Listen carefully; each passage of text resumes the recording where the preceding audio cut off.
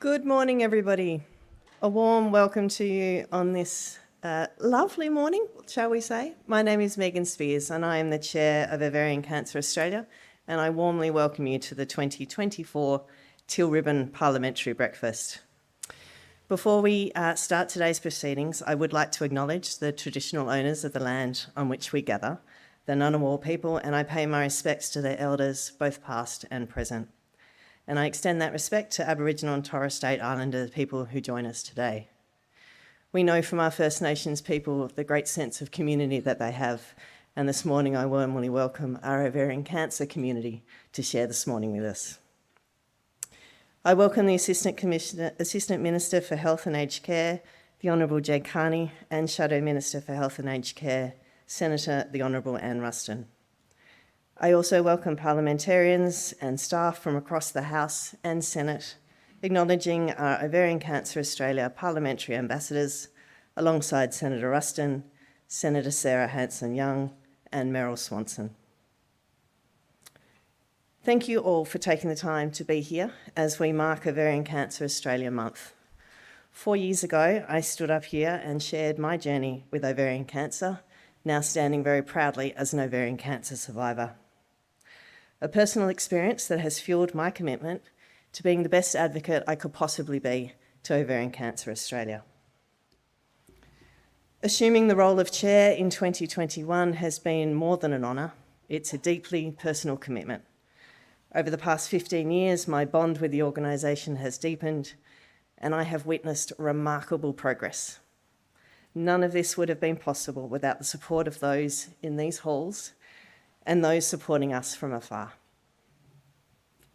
This year marks the 10th anniversary of OCA's inaugural Teal Ribbon Breakfast. On behalf of Ovarian Cancer Australia, I sincerely thank the changemakers who have supported us, elevating our mission to provide care and support for those affected by ovarian cancer. I think as a sector, we are making significant strides forward. We've had groundbreaking initiatives like Traceback and GeneScreen in 2018, to the substantial $20 million research investment in 2019, and the recent PBS listing of PARP inhibitors for individuals with HRD. The commitment from the government and Department of Health has been pivotal. Our sector thrives on the collaboration of diverse stakeholders, encompassing our beautiful women who have suffered ovarian cancer, our magnificent and dedicated staff, my board, government, non-government collaborators and supporters, our most generous partners, our donors, of course our policymakers, our clinicians and our researchers. We extend a warm welcome to esteemed Ovarian Cancer Australia clinical and scientific advisory panel members who make significant contributions to our organisation, Professor Martha Hickey, Dr. Michelle Peet and Anne Mellon. We are also very proud to have many sector leaders present with us, further strengthening the unity of our collective commitment, including Robin Penty, CEO of the Ovarian Cancer Research Foundation, and Alison Evans, CEO of ANZCOG. We also give thanks to our valued corporate partners whose support to provide our services is undeniable. Jane Hill, our CEO for 8 years, leaves behind a magnificent legacy and will continue to uphold and proudly fly the teal flag. But today, we warmly welcome Ovarian Cancer Australia's new CEO, Associate Professor Anna Boltlong, and absolutely a board very, very proud of your appointment, Anna. Now to the heart of our mission, the incredible women and families impacted by ovarian cancer. As most in the room would know, ovarian cancer is Australia's deadliest female cancer, with a 5-year survival rate of just 49%. Today, we stand in solidarity with these women, especially recognising the staggering 51% that we know will not still be with us, whose voices we champion and carry forward. While progress has been made, no doubt, there remains an urgent need to shift the dial on this statistic. It's more than just a number to us at OCA. It represents the lives of our loved ones. Please join me in a moment of silence to show our respect to those beautiful women and the families that love them.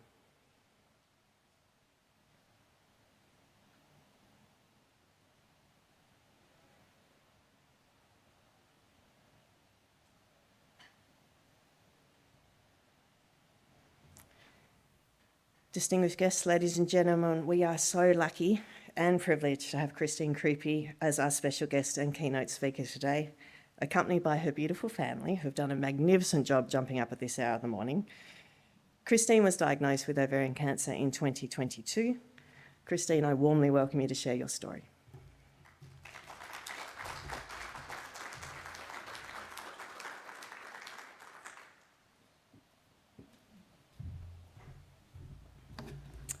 Good morning.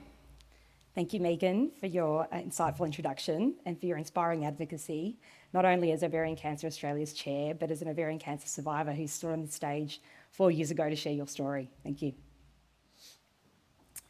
Following on from Meghan's sentiment of giving thanks, I would also like to take a moment to express my gratitude for where I am presently in my fight against ovarian cancer.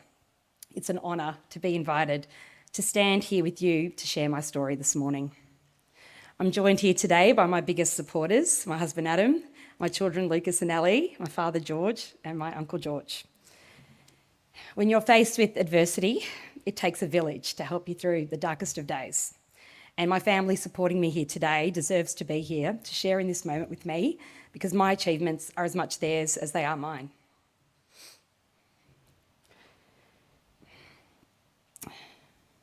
The impact a diagnosis has on the family, friends and colleagues of the person diagnosed are significant, they're far-reaching, and they cannot be understated. However, in addition to all these important people in my life, the support I've received directly from Ovarian Cancer Australia, in particular my Teal support nurse Rosetta, has been invaluable and unforgettable. I'm going to take you back to January in 2022, just over 2 years ago now. I had just been promoted to principal lawyer at the firm I practiced, Grindle Legal, and it was a goal I'd aspired to since commencing my legal career. As I'm sure many of you in the room can relate, I, like many other women in a professional and demanding role, was doing my best to balance my career aspirations with the needs of my young family. I had a husband who was a town planner for state government, 2 kids under the age of 10, and life was pretty hectic and stressful, as is the case when you hold responsibilities that impact other people's lives. Managing the work-school routine, the mad rush to get to kids to extracurricular activities after school, whilst trying to manage and juggle the usual household daily chores, the work calls, the client emails and client demands. However, some 6 months later, life as we knew it all came to an abrupt halt. On July 5th, 2022, the day of my diagnosis, our world was turned upside down. From that moment in time, I started to refer to everything in my world as whether it was pre or post-cancer, because the way I interacted with the world, my thoughts, my emotions, my aspirations, my fears all revolved around my diagnosis. My experience was, regrettably, like many in my situation. Mildish symptoms, many of which were the type of symptoms that could easily be rationalised as a typical female aches and pains. And whilst these symptoms were persistent, they were not causing a significant disruption to my day, and they were easy to ignore. But there was a little voice inside my head that was telling me that something was not quite right. 2 days after seeking medical assistance on a family holiday for a misdiagnosed urinary tract infection, my usual family GP called me to inform me that my urine test was completely clear. Naturally, my response back to my GP was, well, what's wrong with me then? Why have I been feeling this way? And my GP wisely suggested that we do some further tests to check on things. The next morning started like any other morning, any other work day. We got the kids off to a friend's house for a school holiday play date, and I squeezed in a blood and urine test before my morning work meetings and attended a pelvic ultrasound on my lunch break. When I saw the look on the sonographer's face as he was performing the ultrasound, I got this awful feeling in the pit of my stomach. I asked if he could just tell me which organ or body part was of concern, to which he said, "It's your ovaries." With a family history of cancer plaguing me, that was the moment when I realised ovarian cancer may have been the culprit for the way that I'd been feeling, my recent symptoms. And later that afternoon, my GP received the report that confirmed the news. I sat in the doctor's office in complete disbelief, as he told me it was suspected that I had ovarian cancer and that further tests would be required. There was such a mixture of emotions that evening, the first of which was complete and utter shock. I was young, relatively fit, healthy, and active.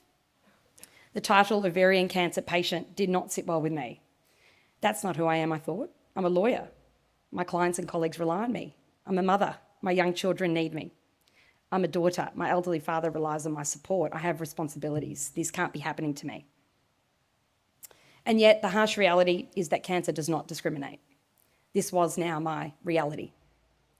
What followed was a radical hysterectomy and debulking surgery, only 9 days post-diagnosis, and then chemotherapy started 11 days after surgery. It was a whirlwind. There were so many unknowns, and Dr. Google didn't deliver any of the answers I was hoping to find. It all seemed very bleak, and it tested my resilience in every single way. In the few days I had between diagnosis and major surgery, my focus immediately shifted to preparing file handover notes for my colleagues, who were ready on the sidelines to take on my responsibilities. And as I cleared my work calendar, I wondered if and when I'd be able to return to the job that I loved. How ironic, I thought, a wills and estates planning lawyer now contemplating her own estate plan. Death was something I was familiar with discussing with my clients. Who do you want the beneficiaries of your hard-earned assets to be? Do you have any wishes you would like to document for your loved ones? This was a type of dialogue that I had mastered with my clients. And yet, here I was now, contemplating these questions with the eyes of the client.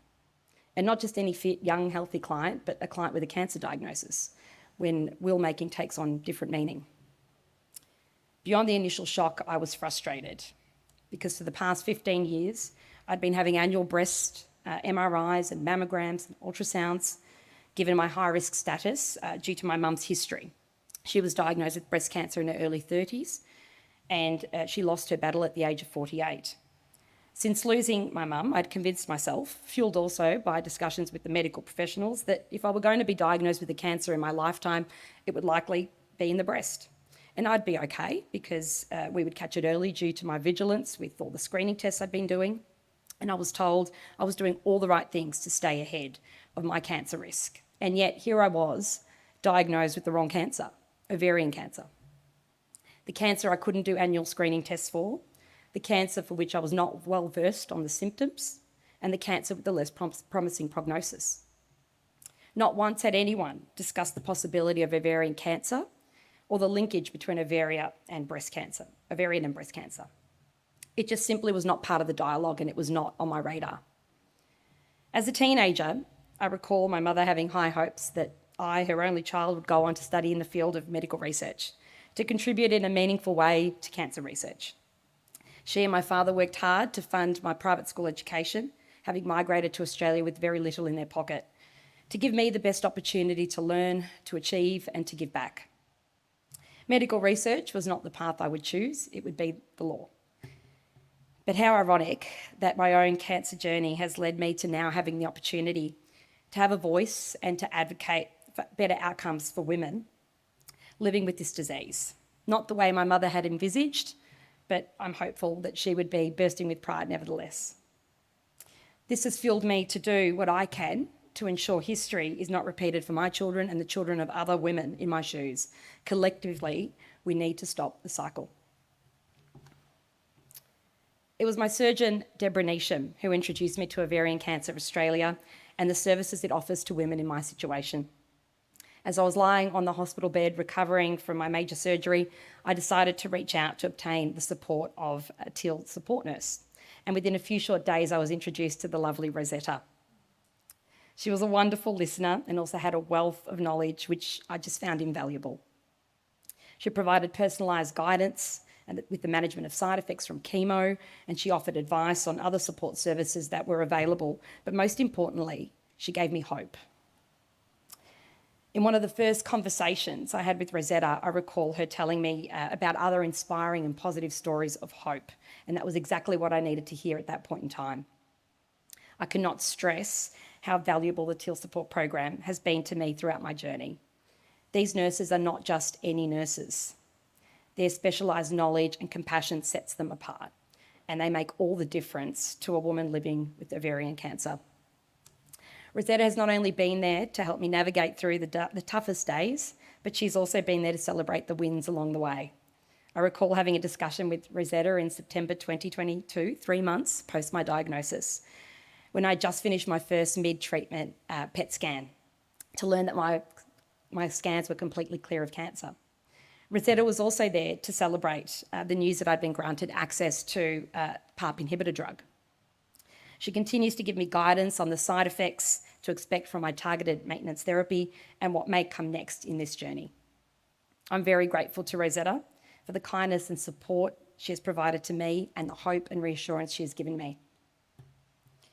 Ovarian Cancer Australia's support services is only a fraction of the successes of this organisation. The important advocacy this organisation has led has in turn contributed to the recent PBS listing of a PARP inhibitor drug in Australia. I was one of the lucky ones, having obtained access to olaparib on compassionate grounds due to my rarer RAD51C gene mutation rather than the more common BRCA mutation. I can't tell you the anxiety that came as I waited for news as to whether I'd be granted access to this drug. And I remember how it made me sick to my stomach to think that such treatment was available, yet not accessible, to a vast number of women who could benefit from it. Women will no longer have to self-fund or miss out on treatment. I am thankful for the government subsidies, which will result in more equitable access to this drug, which we know improves patient outcomes. Last year, at least on the surface, my life began slowly returning to a sense of normalcy. I returned to the office, went on an incredible family holiday, and I resumed participation in the children's school routines. My husband increased his workload, and my hair grew back, started to look a bit more like myself again. But like many other women in this position, life just simply was not how I previously knew it. Having to now manage the side effects of ongoing maintenance therapy, surgically induced menopause, osteoporosis, and of course learning to live with the ongoing fear of disease recurrence. The reality is that women living with ovarian cancer have ongoing needs, and those needs are diverse. On the surface, it may not be obvious that these needs exist, but I can assure you they are prevalent. It gives me great comfort to know that Ovarian Cancer Australia is acutely aware of the ongoing mental hurdles that women face after having experienced the trauma of an ovarian cancer diagnosis and the fear of recurrence that we live with each day in our recovery. The psychosocial support services Ovarian Cancer Australia offers to women is vital to women on this journey, striving to find a way to live with the cards they've been dealt. In closing, I would like to thank Ovarian Cancer Australia again for the tremendous work that it does for women like me. On behalf of those living with ovarian cancer, I thank you for your dedication and your support and your commitment. It is difficult to put into words the true impact this organisation has on the daily lives of those in a like position to me. I am motivated to promote hope in others recently diagnosed, just as Rosetta, my Teal nurse, did for me, and I'm driven to do my part and to use my voice to bring about awareness and progress. But as we all know, to achieve the type of progress that we want and need, we must stand united. We have so much more work to do together to change the path for those women that are yet to be diagnosed and those who are currently living the ovarian cancer journey. And I will continue to hold hope that I'll be witness to this progress in my lifetime. Thank you.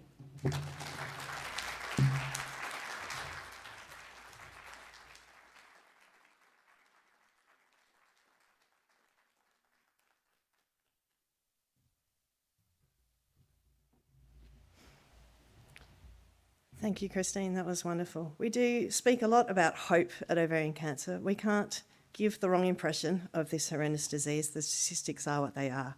But we choose hope that we make the journey for our beautiful women as easy as we possibly can. And you are a testament to all of that. Christine, you mentioned resilience. I think if we look in a dictionary, we'll see your good self there.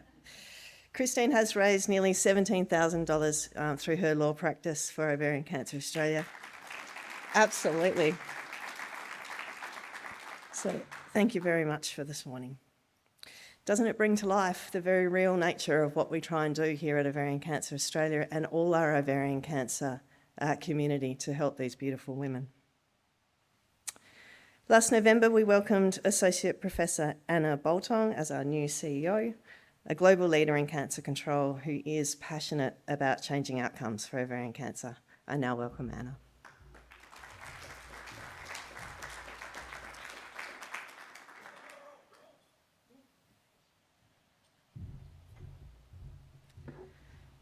Thank you, Meghan, for that warm welcome and for everything that you do. I'd like to say alongside, but actually sometimes at the forefront of everything else that you do to guide our work. It means so much.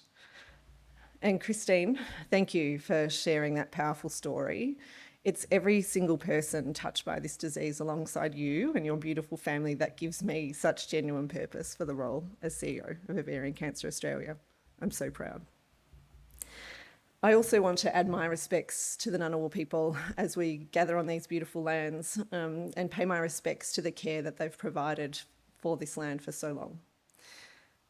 I've long admired the work of Ovarian Cancer Australia under Jane Hill's strong and steady stewardship.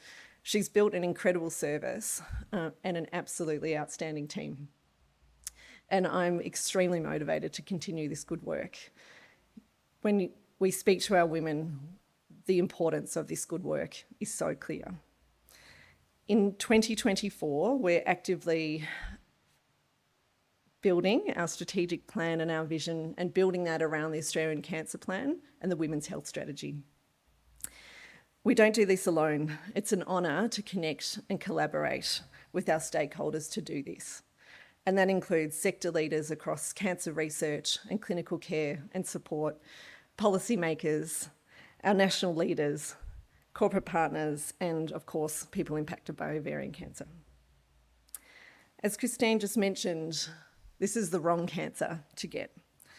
It's known as a silent killer, and the statistics are grim. The uphill battle begins before the cancer is even diagnosed. There's no effective screening test. Vague presentations lead to late diagnosis and advanced disease, and unfortunately, too often, poor outcomes. People live with the fear of the cancer coming back every day. The Teal Support Program critically fills this gap. First funded in 2019, over 1,100 women have benefited from receiving ongoing personalised support, and we thank you for the support to be able to offer that. The program helps people affected by ovarian cancer, including relatives and caregivers, that reaches all ages, stages, and every corner of this nation. It addresses significant symptom burden and complex unmet needs that are associated with the diagnosis of ovarian cancer. It facilitates improvements in wellbeing, and its role in addressing complex needs and enhancing overall quality of care is clear. As Christine reflected, that connection with Rosetta is absolutely invaluable. It augments the health service that's provided and helps women and families find their way. In addition to the Teal Support Program, 2 years ago, Ovarian Cancer Australia established a dedicated psychosocial services team to address additional complex challenges faced by women with ovarian cancer. This service assists people with anxiety and depression, sexuality and body image issues, financial concerns, and the fear of death and dying. This service helps women continue to function at work and care for their families. This service does not have ongoing funding. Our objective is to make a difference to those with the poorest outcomes, dedicated to ensuring that individuals feel supported at every step, walking forward and never alone. Our work doesn't stop there. Collaboration is absolutely key within our sector to make the most of our scarce resources. And I extend my sincere thanks to everyone for their tireless efforts. Our focus is to work together for enhanced awareness of risks, for equitable access to genomic testing and clinical trials, for improved data collection through initiatives like the National Gynae-Oncology Registry and what that can then mean for improved quality of care and outcomes, increased investment in research, the establishment of cancer centres of excellence while still maintaining the best possible care as safely as possible closest to home, investment in specialist telehealth services, to overcome the tyranny of distance that exists in this country and ensure that no person with ovarian cancer is left behind. Our persistent efforts will increase until we see significant breakthroughs. Cancer knows no politics. Standing before you, we urgently seek ongoing support, including continued funding for specialist telehealth support programs. This ensures that Ovarian Cancer Australia can continue to make the difference to the many women like Christine and others that we've heard from today. Thank you so much.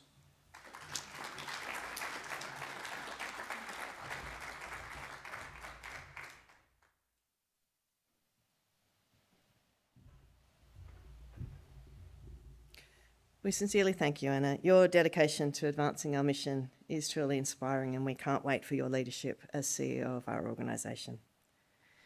I now welcome Assistant Health Minister, the Honourable Jed Carney, to the stage.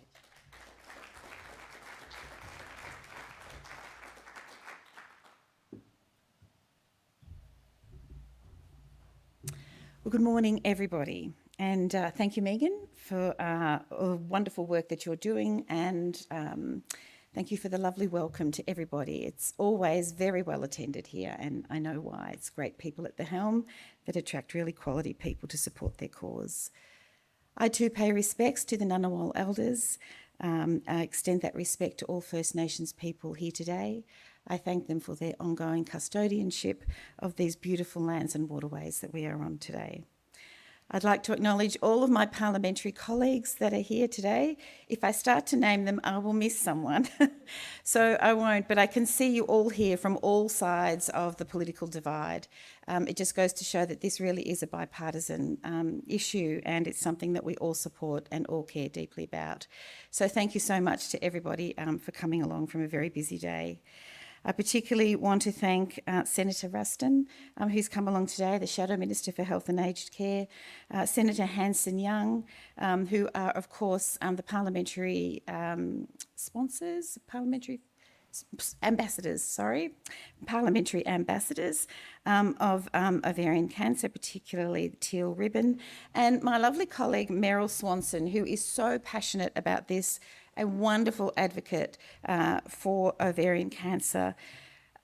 She has severely injured her leg and is in a massive brace. She sent me a photo of it this morning, and it seriously is the only thing that would have kept her away today, is the fact that she simply can't get here. So she asked me to send her sincerest apologies and best wishes.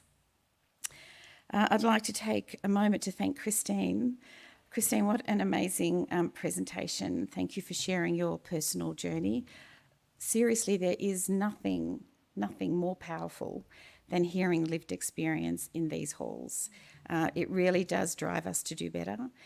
It's amazing to hear your story, your tenacity and your resilience, I think, as Anne said. So it's hard to do that, very hard. And you've got a great mum, by the way. She's pretty cool, right? Yeah, I know, to get up here and tell that story in front of everyone. So thank you for that. It is very brave to have the poise and the strength to do what you just did, and we very much appreciate it. Your courage is an absolute asset to the nation. I believe that. And through your story and through personal stories like yours, we learn and we understand and we make good policy. And thank you for mentioning Rosetta. Is Rosetta here? She's not here. Oh. I'm a nurse. I was a nurse for a long time, and I know nurses rock, you know that? They're pretty cool. And so I really understand the value that they can add. And I honestly believe that, you know, nurses play an incredibly important role in this. Their knowledge and their skills are incredible. Looking around the room, I see so many other people from so many other organisations who are here, health organisations, and thank you for coming along to support today. I can really tell that the organisation is in good hands. I'm so looking forward to seeing what we can achieve for women everywhere, because the Labor government really does continue to partner and really value our partnership with the Ovarian Cancer, Australia. We need to support women at every single stage of their journey, And the Teal Support Program is something, as I said, is very dear to my heart, being a nurse myself. I know it reaches women with the highest needs right across the country. It's really important because no matter where you are, whether it's right here in beautiful, bustling Canberra or in the remotest reaches of the outback, women can get support right throughout their diagnosis and treatment and beyond. And that is incredibly important with this service. Having access to free telehealth outreach programs means women are not only provided continuity of care and seeing the same beautiful, empathetic face every time, you know that they have your interests at their heart. As well as the information and clarity they give, which we heard so clearly from Christine, there's also the reassurance, the compassion during some of the most challenging moments of their life, and, as you said, sharing the joys of good news. We can't underestimate that. It's working. We know it's working. And participating women are reporting very positive outcomes and better overall wellbeing. As everyone here would know, the healthcare system can be difficult to navigate for cancer patients. And Labor acknowledges this, and we're now working to implement a whole new nursing and navigation program for every patient, regardless of their cancer type. This is truly a game changer.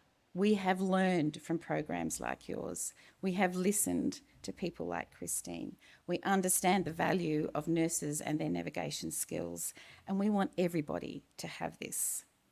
So like the Teal Support Program, our investment in the Australia Cancer Nursing and Navigation Program aims to work on this. We have committed an extra 100 Commonwealth-funded all cancer care nurses through the McGrath Foundation.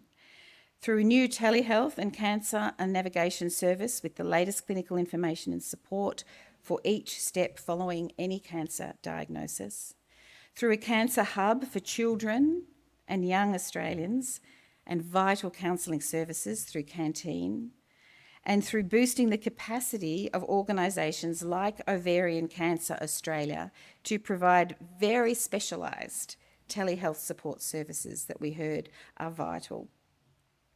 It joins other Labor legacies in the health space, like Medicare from the Hawke era, like NDIS from the Gillard era. These will have big programs. We see our cancer plan as seriously important as those big institutions in our health system. And it will positively impact lives, and I seriously believe it will change them for the better.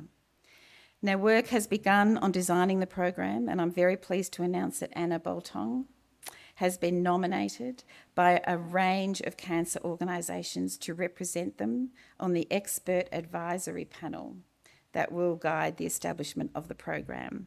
So, Anna, not only welcome to Ovarian Cancer Australia, but welcome to sort of ruling the world around navigation. That's what it seems is happening to me. So we're very, very pleased that you have been nominated. We're looking forward to working with you and knowing that we'll get the very best that we possibly can for not only Ovarian Cancer Australia, but other organisations like yours that provide such vital services. So as you've heard this morning, ovarian cancer is a devastating illness, physically and mentally, and it's deadly. Today, as happens every day, 5 women will be diagnosed with ovarian cancer. 3 women will die. With vague symptoms and no effective early detection test, ovarian cancer is often unnoticed and undetected, as we've heard. It leads to worse outcomes than any other female cancer, which is just one of the reasons why, personally, I am so determined to tackle in our system what I call medical misogyny and ingrained medical and institutional biases that have let women down in the health space for decades, for millennia.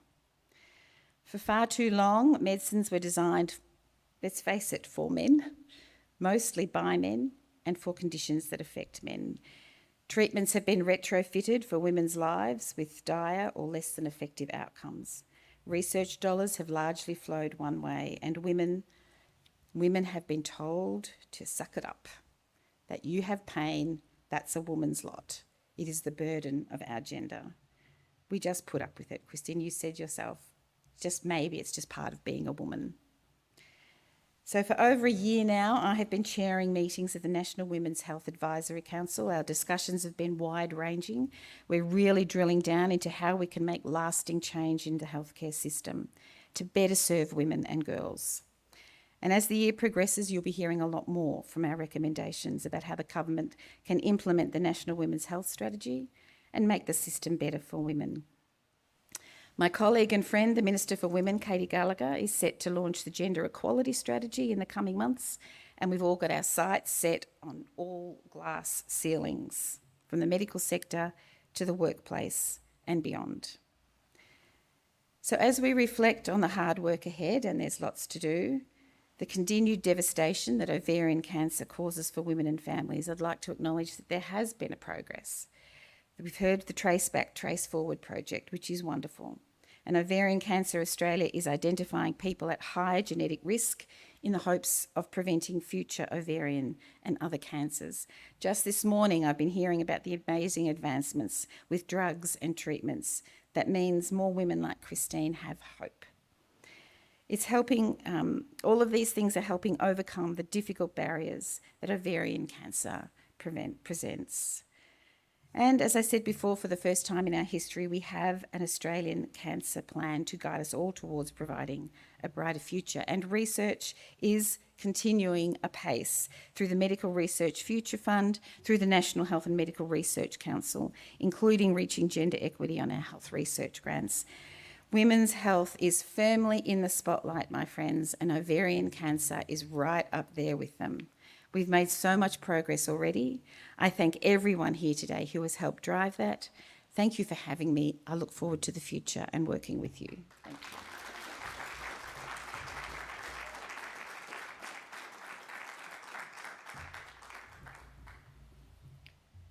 Thank you very much, Assistant Minister Carney, for your generous support and for your advocacy for women's health. We cheer you on loudly as you advocate for us in these halls, so thank you.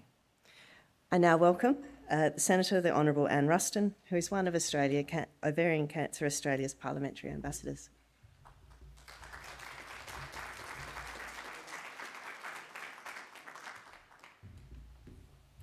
Thank you very much, Megan, and I too acknowledge the traditional owners of the lands on which we meet today, and I pass that respect on to any Aboriginal or Torres Strait Islander people here today.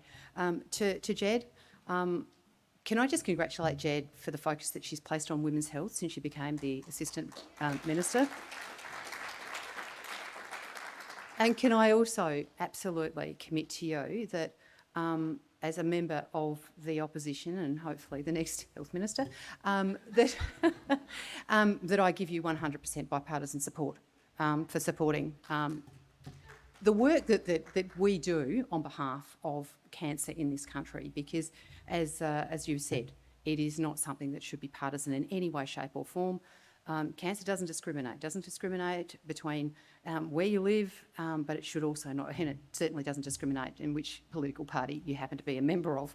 And for that reason, I absolutely commit to bipartisan support.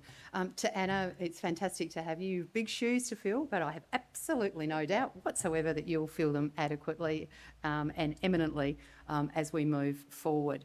To Christine, to Adam, to Lucas and Ellie, thank you so much for being here today. As the Assistant Minister said, it can't be easy to come up here and tell your story. It's a very personal story, and I'm sure there are times when you probably just wanted to climb under the bed and not tell anybody about anything, and hopefully the whole world would just go away. So you should be very proud of your mum, because not only is she fighting her fight, she's fighting the fight for so many other women like her.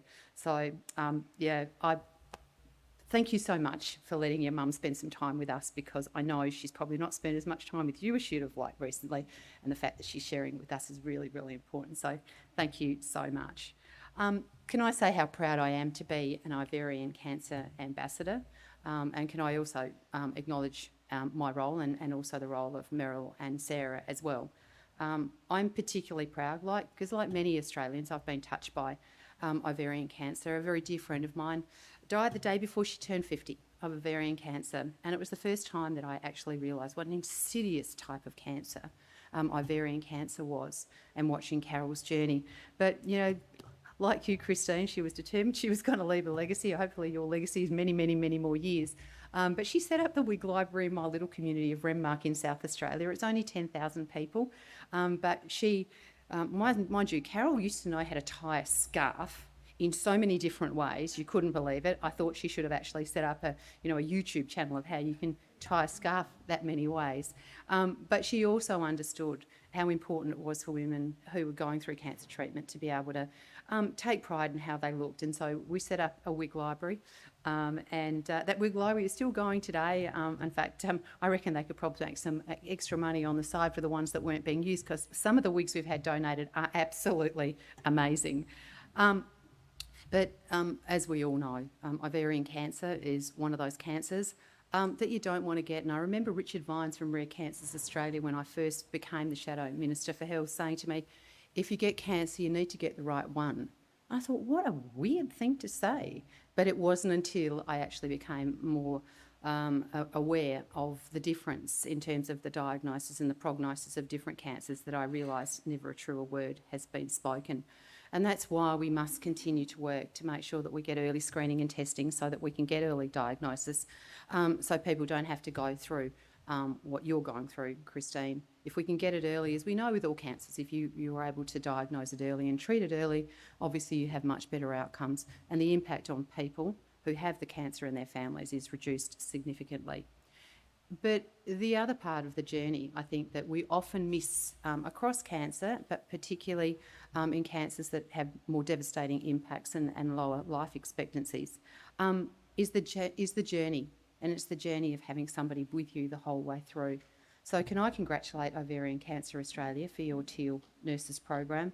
And I know that so many people have told me that their Rosettas have been probably the most important person on their journey with them, because when you feel so alone and you don't understand and Dr. Google's not giving you the answers that you want, the Rosettas of this world are able to provide that information and hopefully give you the comfort that you need to be able to get up tomorrow morning and have another crack at beating this horrible thing that has invaded your body. Which was why in the budget and reply speech last year, Peter Dutton made a commitment to respond to your request for $4 million. It seems like such a small amount of money to support you in your ongoing program, because we know that that side-by-side journey has made such a difference for so many people.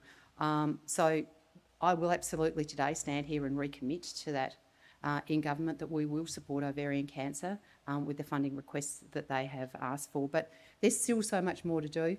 And as I said as I started, I'm more than happy to stand side by side with the government, supporting Ovarian Cancer Australia and all the women in Australia who unfortunately have this diagnosis and their families, to make sure that your journey is as good as it possibly can be. So thank you very much for the opportunity to be here today, and thank you so much for the honour you bestow on me to continue to be an ambassador for your cause.